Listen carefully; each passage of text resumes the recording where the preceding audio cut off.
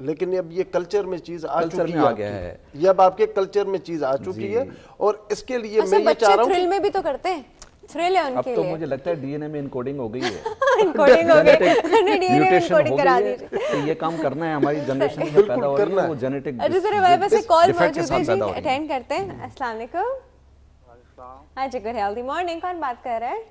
मैं असलम बात कर रहा हूँ कराची से। जी असलम साहब, कैसे हैं आप? अल्लाह का साहब खैरियत है। ये डॉक्टर साहब से एक सवाल करना था। असलम साहब, पहले हमारे पोल का जवाब दीजिए। सुना था ना आपने पोल का सवाल? सॉरी, मैंने वो नहीं सुना। अच्छा, हमारे पोल का सवाल है कि अगर आपको सड़क खाली मिले और सिग्नल बंद मिले तो क्या आप सिग्नल तोड़ देंगे क्योंकि सड़क खाली है? क्योंकि अगर मैं सिग्नल वो करूँगा, तोड़ूंगा तो मेरा अपना नुकसान है। अच्छा, यू थिंक दैट वे? दूसरे की जान भी मैं ले सकता हूँ, अपने लिए भी मसला पैदा कर सकता हूँ। तो बेहतर यही है कि मैं वेट कर लूँ। Oh very nice. अगर 2 मिनट अगर मैं रुक जाता हूँ तो मेरी जान भी सेफ है और दूसरे को भी सेफ किया मैंने। ठीक है जी, very very nice, very good approach. अच्छा जी, पूछिए क्या पूछना है? पूछिए। डॉक्टर साहब अस्सलाम वालेकुम। वालेकुम सलाम। डॉक्टर साहब, मेरे पाँव में फ्रैक्चर हुआ था 2 साल पहले जी। घुटने से नीचे 2 हड्डियां होती हैं, दोनों में फ्रैक्चर हो गया, गिर गया था मैं जी। तो उससे वो हो गया था, फ्रैक्चर हुआ था। लेकिन फौरी मैं डॉक्टर के पास पहुंचा, ट्रीटमेंट मैंने ली तो हड्डी को पीस अलग नहीं हुए जी, हड्डी का अब मसला ये उस टाइम उन्होंने नहीं एक मिनट, आपने क्या कहा? हड्डी के पीस को क्या हुआ? पीस नहीं हुए थे, अलग नहीं हुई थी हड्डी। हड्डी टूटी नहीं थी? अलग नहीं हुई थी। अलग नहीं हुई थी। हाँ, ठीक है। अच्छा, फिर मैं डॉक्टर के पास गया, डॉक्टर ने प्लास्टर उसको कि हाफ प्लास्टर पूरे पाँव पे ना, ठीक, तो हाफ रान तक, ऊपर तक, रान के आधे तक लगा दिया जी। उन्होंने फिर एक्सरे के हफ्ते से 3 हफ्ते कंटिन्यू जी। डॉक्टर मुजाहिद मिडिल हॉस्पिटल उन्होंने किया। उसके बाद जो है ना, अभी डॉक्टर साहब 2 साल हो गए जी। घुटने में ना, जब ऊपर वेट उस पर पड़ता है तो पाँव एक तरफ जा रहा है।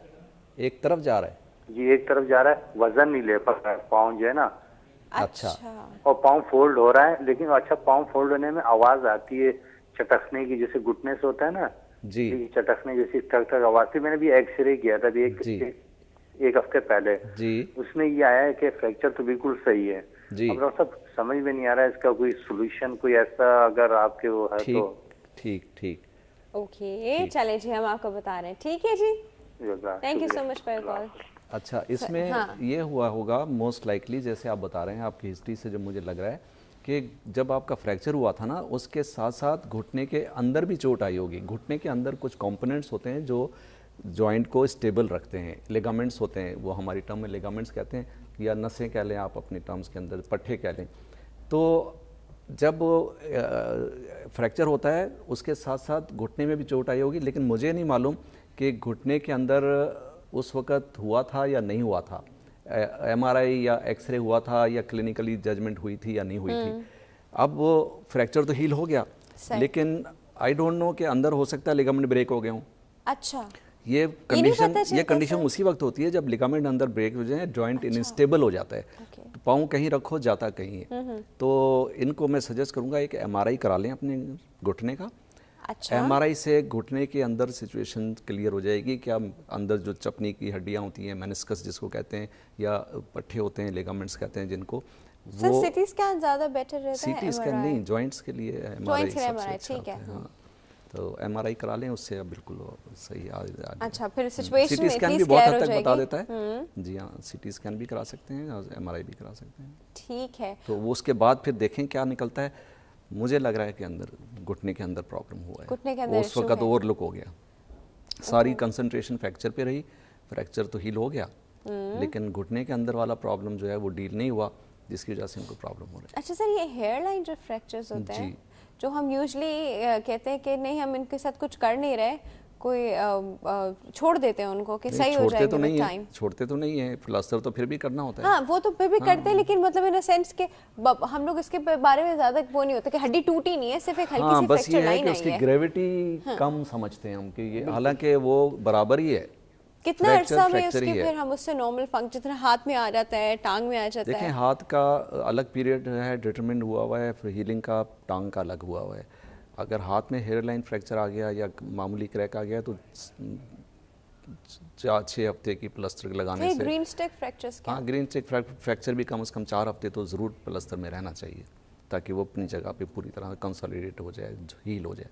टांग के लिए 12 हफ्ते कम से कम मिनिमम टाइम, 12 वीक से आगे अगर वो डिसरप्शन है, फ्रेगमेंट मिसिंग है, कंप्लीट रेस्ट 12 हफ्ते 12 हफ्ते वजन नहीं डालना टांग पे, दैट मींस 3 महीने जी मिनिमम। तब तो मैंने आपसे कहा कि छोटी सी बात होती है मोटरसाइकिल वालों के लिए। बिल्कुल सॉरी, मुझे ये पैगाम है मेरा कि प्लीज़ प्लीज़ प्लीज़ अपने आप को देखें, किसी को भी नहीं देखें, अपने आप को देखें, क्योंकि चोट लगेगी, आपको लगेगी, फ्रैक्चर खुदा ना खास्ता हुआ आपका होगा, फिर आप 6 महीने के लिए बिस्तर पे पड़ जाएंगे। अच्छा सर, हमारे पास एक कॉल मौजूद है जी, अटेंड करते हैं। अस्सलाम वालेकुम। अस्सलाम वालेकुम डॉक्टर साहब। गुड हेल्दी मॉर्निंग, कौन बात कर रहा है? मिसेस आमिर बात कर रही हूँ। मिसेस आमिर, बच्चों की आवाज आ गई मेरे पीछे से। कैसी हैं आप? अल्लाह का शुक्र है। अच्छा जी, हमारे पोल का जवाब दीजिए। मैंने तो टीवी ऑन किया अभी, लेकिन आपका जो टॉपिक था उससे रिलेटेड क्वेश्चन था, इसीलिए मैंने चले ठीक है, जल्द सवाल ही पूछ लीजिए।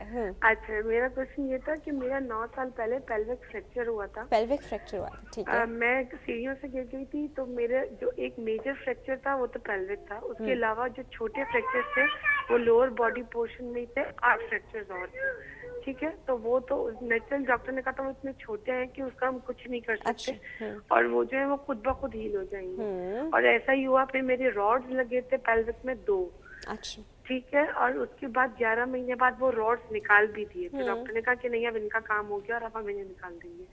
लेकिन स्टिल ऐसा, जब मेरी रॉड निकल गई है तो डॉक्टर ने मुझे बोला now back to your normal life, अब तुम बिल्कुल पहले जैसी हो। बट ये ऐसा नहीं हुआ, क्योंकि मैं सब कुछ काम कर लेती हूँ, इवन मैं एक्सरसाइज भी कर लेती हूँ, माशाल्लाह मेरे ट्रिपलेट बेबीज भी हो गए सब कुछ, लेकिन स्टिल मेरी टांग में तकलीफ रहती है। और तकलीफ मेरे इस तरह से रहती है कि मेरी एड़ी से लेके और मेरे ऊपर पेल्विक तक जलन रहती है समटाइम बहुत। वो उस सूरत में होता है कि जब मैं बहुत काम ज्यादा कर लूं या थकन मुझे बहुत ज्यादा हो जाए, तो स्टिल अभी एक स्क्रू है अंदर। डॉक्टर ने कहा था कि वो बीच में रह गया था, वो नुकसान नहीं करेगा, लेकिन अगर हम उसे निकालते तो वो बड़ा मुश्किल होता है। अच्छा चले ठीक है, हमें मिस आमिर थोड़ा सा टाइम कम है, हम अब किस क्वेश्चन का आंसर करते हैं, ठीक है जी। Thank you so much for call. Doctor साहब जल्दी से बता दीजिए। हाँ, ये जो इतना मेजर फ्रैक्चर है, पेल्विस का फ्रैक्चर हम मेजर फ्रैक्चर समझते हैं, और जैसे इनका हुआ और ऑपरेट भी करना पड़ा, उसमें रॉड्स भी डले, उसमें स्क्रूज भी डले, सब कुछ हुआ, तो इट्स अ मेजर फ्रैक्चर। और चूंकि पेल्विस वो हिस्सा है बॉडी का जो पूरा वेट ट्रांसमिट जिससे टांग के जरिए नीचे होता है, अब वो इंजर्ड है।